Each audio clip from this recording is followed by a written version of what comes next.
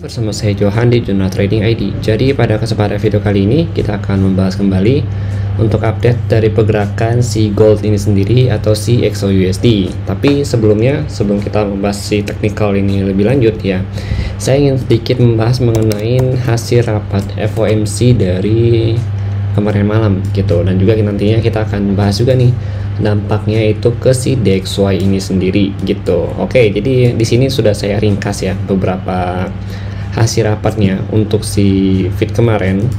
Ya di sini kalau saya perhatikan ya memang nggak begitu banyak perubahan ya, jadi hanya minor change saja, dan memang mereka itu masih membahas topik yang kemarin gitu. Nah, jadi kan kalau yang bulan Juni ya, kalau kita perhatikan, kalau masih kalian ingat ya di video yang kemarin, di bulan kemarin ya pas FOMC itu kan kita bilang kalau misalkan Fed itu kan nggak naikin suku bunga, dia mempertahankan suku bunganya tetap pada porsi yang sama seperti di bulan Mei kemarin gitu. Nah ini kalau kita lihat untuk suku bunganya dari bulan Mei ke bulan Juni itu kan tidak ada kenaikan ya, yang forecastnya masih 5.25% ya kan, terus ini juga 5.2%, dan bulan Juni ini juga sama 5.25% gitu. 5.2% juga artinya dari Mei ke Juni itu tidak ada kenaikan. Nah yang ada kenaikan terakhir itu berarti di sebelum bulan Mei ini ya kalau kita lihat ini kan sebelum 5% ya, berarti bulan Maret naik 25 basis point ke di bulan Mei ya, bulan Mei naik 25 basis point gitu. Nah di bulan Juni nya ini tidak naik gitu, artinya dia kan pause sementara kalau yang kita lihat di FOMC yang sebelumnya gitu. Nah ini dia juga akan lihat dulu nih apakah dia itu akan mempertahankan lagi atau menaikkannya gitu. Jadi chance-nya itu antara di bulan bulan Juli atau bulan Agustus nanti dinaikinnya untuk suku bunganya. Terus dia juga menambahkan kebijakan moneter yang cukup ketat gitu. Ya di sini dia bilang juga Fed percaya dengan mempertahankan sikap membatasi kebijakan moneter akan membuat atau berdampak baik untuk masa depan gitu. Jadi dia memproyeksikan kalau misalkan dia belum naikin suku bunga tapi kebijakan moneter itu diperketat, ya kemungkinan besar itu akan membantu inflasi lebih cepat meredanya gitu daripada dengan menaikkan suku bunga. Dia mikirnya begitu gitu. Mengingat inflasi masih di atas 2%. Jadi dari targetnya dia kan, targetnya dia menurunkan inflasi kurang lebih ke mendekatin ya 2% gitu.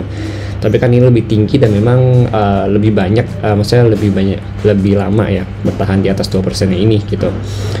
Nah kemudian kalau kita lihat lagi di sini, sebagian besar peserta memproyeksikan kenaikan tambahan dalam target Federal Funds Rate selama 2023. Ya, terus dia bilang di sini dia belum selesai gitu, artinya kemungkinan besar masih ada akan kenaikan lagi gitu di 2023 atau di kuartal 4 nanti gitu. Nah kemudian di sini ada perkiraan media terbaru oleh anggota FOMC menunjukkan tingkat dana federal bisa mencapai 5,6%. Oke, 5,6% pada akhir tahun, nanti pada kuartal 4 nanti gitu. Yang artinya masih ada 2 kali kenaikan suku bunga lagi 1/4 poin ya. Berarti kalau nggak di kuartal 3 atau di kuartal 4 ya, misalkan contoh di bulan Juli atau nggak di bulan Oktober atau November nanti akan dinaikkan lagi gitu, 2 kali lagi kenaikannya gitu. Nah kemungkinan untuk bulan Juli saat ini ya, itu kan kalau kita lihat di CME Fed Watch Tool-nya itu ya, itu di bagian sini. Nah yang di web ini itu untuk bulan Juli kemungkinan kenaikan itu sekitar 88,7%. Itu 88,7% kemungkinan besar akan dinaikkan suku bunganya di bulan Juli ini gitu. Beda halnya seperti di bulan Juli kemarin ya 11,3 gitu. Tapi kalau untuk yang bulan Juli ini itu sekitar 88,7%. Jadi memang cukup percaya ya kalau misalkan ini akan dinaikkan gitu. Oke, jadi memang untuk suku bunga itu kemungkinan besar akan dinaikkan di bulan ini. Ya, jadi memang mungkin nanti di Agustus ya atau di bulan-bulan selanjutnya itu tidak dinaikkan, tapi akan dinaikkan lagi mungkin mendekatin bulan 10, 11 atau 12 nanti lagi gitu. Oke, jadi kalau misalkan dia bulan ini menaikin suku bunga lagi, berarti kan forecastnya itu adalah 5,5% gitu. Actualnya nanti juga 5,5% gitu, karena kan naik 25 basis point kan. itu ya, untuk mempertahankan atau menekan tingkat inflasi, fungsinya begitu sebenarnya gitu. Tapi dengan kenaikan suku bunga ini sebenarnya nantinya itu akan memberikan dampak yang cukup signifikan lagi ke bagian sistem perbankan. Dan juga kalau kalian misalkan lihat ya, orang-orang yang nyewa atau yang punya hutang ya kan, atau yang minjem uang di perbankan ya, atau yang mau ngambil rumah ya, itu akan lebih berat lagi gitu. Dan harga makanan juga, kebutuhan di sana juga kemungkinan besar akan naik kembali gitu. Dan nantinya si DXY sama si gold ini akan menyesuaikan kembali pergerakannya. Nah, itu memang kabar bagus untuk si DXY, dan nantinya si gold ini juga akan cenderung melakukan penurunan gitu. Oke, sekarang kita lihat lagi untuk si DXY. Nah, si DXY sendiri kan kalau kita lihat memang berada di dalam range uptrend ya. Sini. Dia berada di range uptrendnya dia. Dan saat ini ada di kurang lebih di resisten 103.4 sampai 103.5 gitu. Ini resisten cukup kuat. Tapi selama dia belum bisa break dari 104.3 itu masih downtrend untuk si DXY-nya. Nah, cuma kalau saya perhatikan memang sini ada kompresi harga. Nah, kompresi harga ini kayak saya sebut sebagai kompresi harga naik. Kenapa? Karena di sini kalau kalian perhatikan ini ada swing low ya, lebih tinggi dari sebelumnya, tapi swing high-nya itu sama gitu. Ya, tertekan di sini. Nah, ini akan menyebabkan adanya kompresi harga. Kompresi harga untuk prepare untuk bisa break dari 103.4 ini. Dengan kenaikan terdekat dia itu pasti dia akan ke minor resistannya dulu, kurang lebih 103.84, baru dia lanjut ke 104.32 gitu. Ya, di sini ya. Di sini mungkin kita bisa agak ambil sell euro sendiri gitu.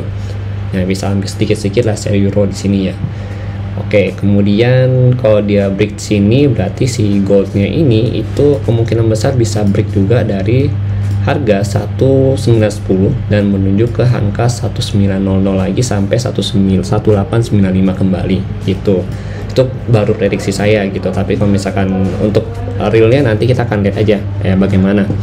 Nah, kemungkinan kalau untuk hari ini itu ada news ya. Jadi kita lihat dulu untuk news hari ini ya. Nanti ya, kemarin kan ada FOMC ya, tadi malam ya, atau tadi subuh gitu ya, ada FOMC. Kemudian untuk yang hari ini di malamnya, di malam harinya itu di jam 7.15, kemudian jam 7.30 ini ada ADP non-farm ya, employment.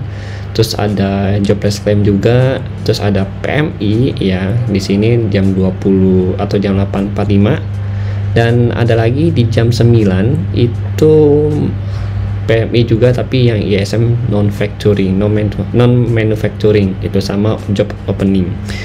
Ya, cukup banyak sih untuk newsnya untuk hari ini ya, mulai dari jam 7 malam ya sampai jam 9 ya. Ini untuk yang jam 10 ini mengenai inventory oil gitu. Nah, ini kalau kita lihat dari ADP-nya sendiri ya, itu diprediksi ini kan dari 278 ke 230 gitu. Oke, sebentar kita buka dulu di sini. Kemudian ada initial jobless claim, terus ada PMI ya kan, ada ISM juga, ada job opening. Nah, kita buka satu-satu dulu.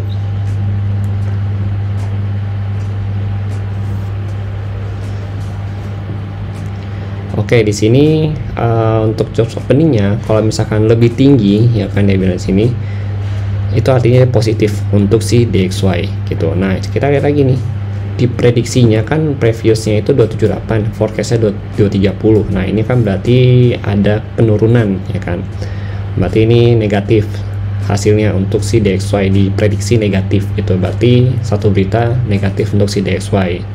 Kemudian kita lihat lagi, ini yang ADP ya, pokoknya ADP. Kemudian ini ada lagi yang jobless claim. Nah, jobless claim yang kemarin itu kan dia itu actualnya 239 ya. Terus kalau kita lihat lagi 239 di forecastkan adalah 245 gitu untuk jobless claimnya, artinya klaim penganggurannya gitu. Kalau misalkan dia bilang di sini, kalau misalkan lebih tinggi ya dari yang diprediksikan itu negatif ya untuk si bagian DXY gitu. Tapi kalau misalkan lebih rendah ya itu artinya positif untuk si DXY. Nah, kita lihat dulu nih, ini kan lebih tinggi ya, 239 naik ke 245, berarti ini negatif untuk si DXY. Nah, berarti udah punya nih dua news ya, atau dua data ekonomi yang diprediksi negatif untuk si USD. Kemudian kita masuk lagi ke ISM Manufacturing atau PMI di sini. Untuk PMI sendiri ya, kalau kita lihat itu dia diprediksikan previousnya itu sekitar yang untuk yang bulan Juli ya, itu kan 54.1, yang sebelumnya kan 54.9 gitu. Nah, kita lihat di sini. Nanti itu ada lagi ya. Ini ISM awal ya, awal Juli, nanti akhir Juni ada lagi gitu. Nah, di awal Juli ini kalau kita lihat diprediksi juga dari 54.9 ke 54.1. Nah, kita baca di sini. Kalau misalkan di atas 5 ya, kalau misalkan di atas 5 itu berarti masih bagus gitu.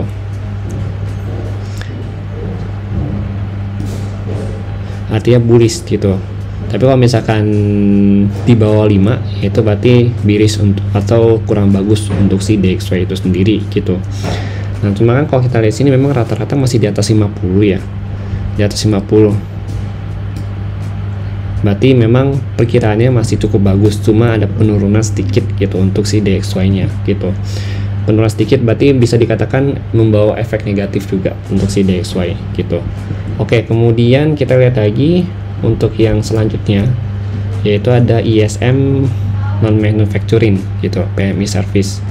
Nah, untuk yang ini, yang kemarin kan previousnya 51.9, kemudian forecastnya 52.2, actual 50.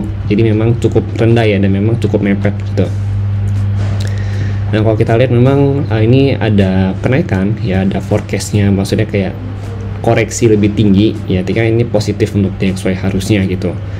Berarti dari 4 news yang tadi, 3 jelek, maksudnya kurang bagus untuk DXY atau USD, satunya bagus, dan satu lagi itu yang terakhir adalah jobs opening. Nah, untuk jobs opening ini previousnya ya, kalau kita lihat lagi previousnya itu sekitar untuk yang bulan Mei ya, bulan Mei itu previousnya sekitar 10.103 gitu, forecastnya 9.900, artinya kan ada penurunan. Nah, ini negatif untuk DXY. Berarti kalau untuk hari ini ya ada 1, 2, 3, 4, 5 itu kemungkinan besar ada sekitar satu news yang negatif, yang positif untuk si DXY, dan sisanya itu negatif untuk si USD ini sendiri. Ya, ini semakin menarik sih untuk diperhatikan ya untuk malam ini. Kalau memang benar ya memang hasilnya negatif untuk si DXY, otomatis kan berarti DXY ini belum bisa atau belum akan break dari 103.4 ini kan. Itu 103.4 ya sampai 103.52 ini belum bisa di break, kemungkinan besar begitu gitu, dan akan kemungkinan itu turun retest kembali ke area support di 102.8 sampai 102.68. worst case nya di sini worst case nya itu 102.33 sampai 102.5 di sini. Ini terdekatnya dia, terjauhnya di sini gitu untuk penurunan hari ini gitu. Tapi kan ya biasalah kalau untuk si DXY sendiri kemungkinan besar turun juga paling ke 102.89, soalnya kan ada NFP juga ya di nanti untuk hari Jumat nanti gitu. Nah, kalau misalkan DXY turun berarti si gold di ini ya akan kemungkinan besar naik kembali ke level harga 1926 sampai 1929 kembali gitu. Ini masih jadi best resistance daily-nya dia. Ya, ini udah resistannya cukup kuat sih, 1929 1933. Ya, jadi ini kemungkinan besar akan naik kembali, pullback dari 1915 kembali gitu untuk si gold ini sendiri. Tapi kalau untuk saat ini saya belum akan ambil posisi dulu, karena memang posisi itu dia masih di tengah-tengah, nggak di zone saya ya. Zone saya itu kan 1920 1922, kemudian ada lagi di 1929 1935 ya. Kemarin itu sempat weak kembali ke atas ya, maka saya suruh untuk hati-hati, takutnya kena weaknya ya. Jadi memang saya itu ada ambil sell juga di 1929 ya, memang keburu close, saya close duluan sebelum dia weak ke atas gitu. Nah, ini kalau saya mau buy pun saya akan cenderung untuk tunggu di 1912 sampai 1909 kembali untuk hari ini gitu. Kalau misalkan mau buy di 1915 pun saya akan lihat double konfirmasi di time frame yang lebih kecil kayak 15 menit atau 5 menit nantinya gitu. Jadi memang untuk hari Kamis sama Jumat itu saya akan lebih banyak wait and see, dan ini juga saya sudah infokan ke channel premium ya, kalau misalkan akan lebih restrict untuk si hari Kamis sama Jumat ini gitu. Oke, jadi mungkin itu ya kalau untuk si pergerakan si gold ini sendiri. Nah, jadi mappingnya masih sama. Jadi untuk video hari ini kita lebih banyak membahas mengenai hasil dari FOMC dan juga news nanti malam potensinya bagaimana. Soalnya pergerakan dari si gold ini sama si DXY juga belum ada banyak perubahan. Oke, mungkin sekian dari saya. Terima kasih dan sampai jumpa pada video berikutnya.